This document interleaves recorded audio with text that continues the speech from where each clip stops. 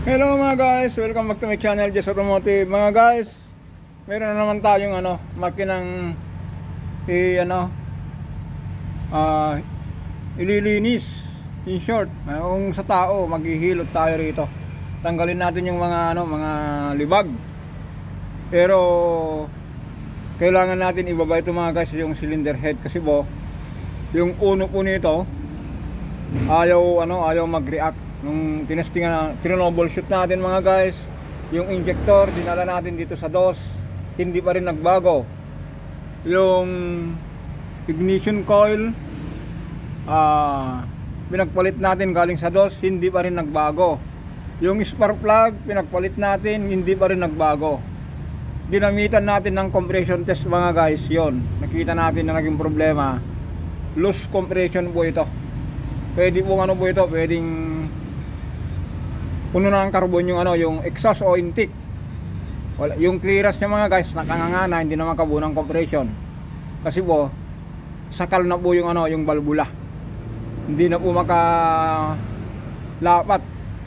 dun sa ring insert. Ngayon mga guys, ang magandang balita dito, yung naging problema, yung ganito rin ang naging problema yung BIOS. Ngayon lapitan natin po yun. Pagkismisan natin yung mga ganitong trabaho mga guys. Kayo, yung mga may owner ng sasakyan po mga guys, wag nyo pong pabayaan yung langis nyo po, yung interval po. Kaya po nagkakaganito po niyan dahil po dun sa hindi ka sumusunod sa manual. Kahit po mineral oil po yung ginamit yung langis, yung sinasabi nilang monograde na yan, kasi mababang klaseng langis po yon. Dapat po kung 5,000 po, wag na pong gawin 5,000, i-consider nyo yung traffic. Tapos mga guys, meron din nagsasabi minsan every 6 months daw. Ginamit mo man daw yung makina o hindi every 6 months. Paano kung grab ka? 6 months pa rin po ba ang pag-check oil natin?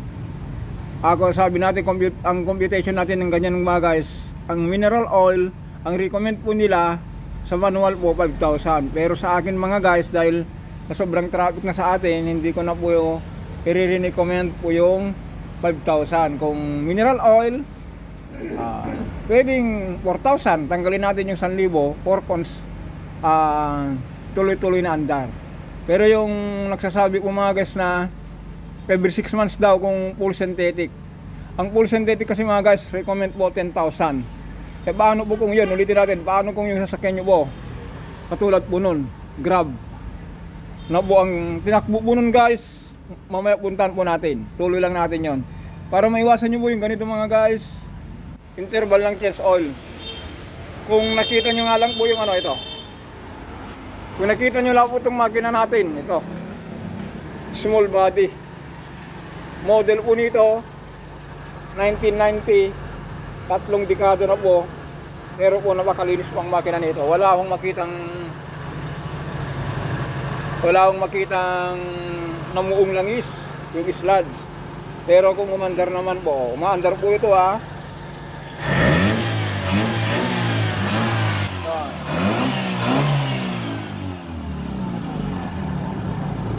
po? Tignan nyo mga guys wala akong katakas-takas. Kasi po alaga ni Kuya Jess o kaya alaga ni Mang Jess. Kasi mga guys, ito yung sa ating binata.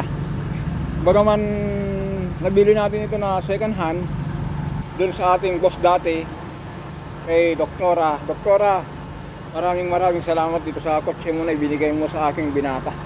Yan mga guys, ang tinakbo po nito 3 dekada. Puntahan natin mga guys.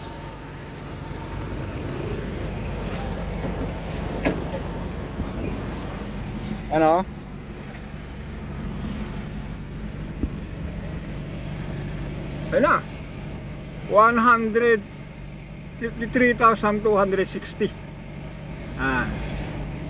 Yung nung ibinaba natin yung makina nito, nung re-depress natin, pinalitan natin yung piston ring valve seal, nakatakbo na siya ng 583. Pero mga guys,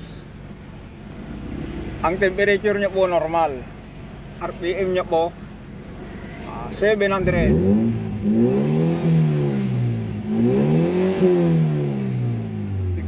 tignan nyo naman po kung ano, kung gaano po siya ka-smooth. Tapos ang alternator po 14.3. Kung tutuusin po, intact pa po yung mga ano niya, yung reading niya po.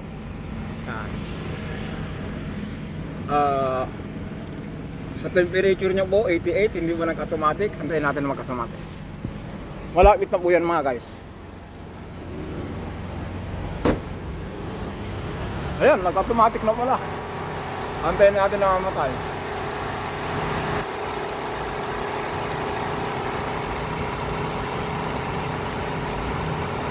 So, ganun lang mga guys. Ang gagawin natin dito, comparison tayo. Yan, namatay na siguro.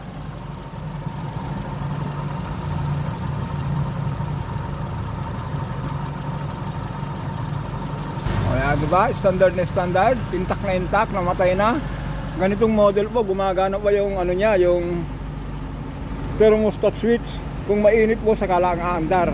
Kasi po mga guys, yung mga iba, rinerektan nila, he was overheat. Pero sa atin, kung pansinin nyo mga guys, radiator niya po sa 3 dekada po, original pa po ito. Ito po yung dati pang nakabit, yung stock niya. Tapos ito, yung sa gitsit na lang oh. Yung tunog ng injector po yung naririnig nyo. Yung kung sama-sama po yung apat, yun yung diba mga guys? Si Toyota, ganito na lang po yung kilala sa katahimik. Ito kasi, kung hindi lang natin nilagyan ng muffler, napakatahimik yan, sabi nga ni Mrs. Bakit yung nilagyan ng maingay na ano, na muffler, halatang lumang-luma na. Yun ang gusto ng binata natin eh. Ito naman po, dahil stock pa, tahimik talaga. Yan, comparison tayo rito mga guys. Ang tinakbo po nito, model po nito, tignan natin. Kung hindi na nakakamali, 2018 yata to. Tignan natin sa seatbelt. Tignan natin mga guys sa seatbelt ha. Oh, 19 nga pala. 2019. Yan oh. Kung 2019 model mga guys, alam nyo ba kung ilan o tinakbo niya? Yan o, 101,350. Tapos yung small body natin, 3 dekada, 152,000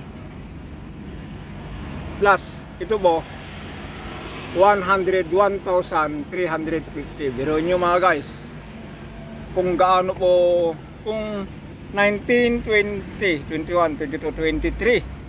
Kung 23 mga guys, ngayon 4 na taon, nag-average po siya ng ano, 30,000, hindi, 25,000 yearly. Kasi kung 2019 po ito, 19, 20, 21, 22, 23, hindi pa tapos ng ano ngayon ha, ng ano pa lang ngayon, September, nag-average siya ng ano, 25,000 ang tinatakbo niya po yearly. Kaya alagaan nyo po, kaya po nagkaganito po niyan yung 25,000 yearly. Kung sa ano niya, sa quarterly niya 120,000, 30,000 yung ano niya, yung quarterly niya, every 3 months tumatakbo siya ng mga guys ng 30,000. Dapat po yung 30,000 po every 3 1 month pwede na sana siyang mag-change oil kung fully synthetic. Ganun lang po ang computation dito sa sa change oil. Ulitin natin mga guys, ito magdadaldalan tayo kasi po pabor sa atin po ito.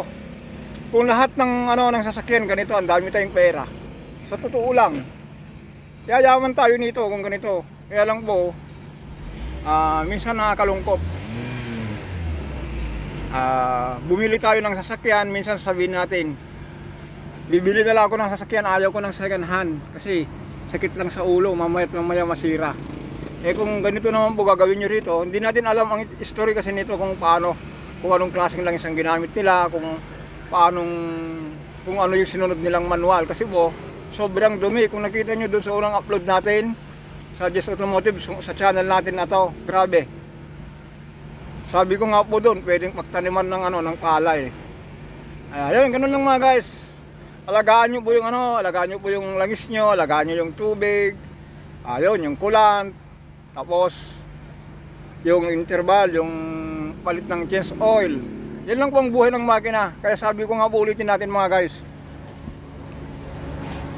kung lahat ng sasakyan ganito mag-maintain, yayaman tayo rito.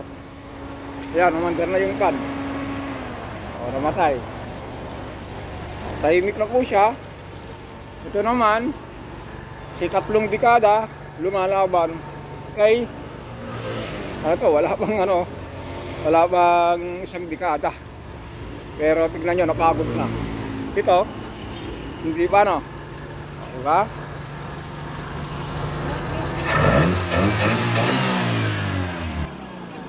Okay. Ayan, hanggang dito na lang tayo mga guys. Small body at saka 2019 model. Comparison lang tayo kung paano mag-alaga ng sasakyan para yung langis nyo ba hindi makontaminaw kaya magiging putik o magiging slud. Nakatulad din po nito. Kaya ayan mga guys, hanggang dito na lang po tayo. Don't forget po to subscribe.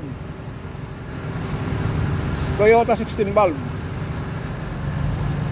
Don't forget po to subscribe, like and share. Maraming salamat.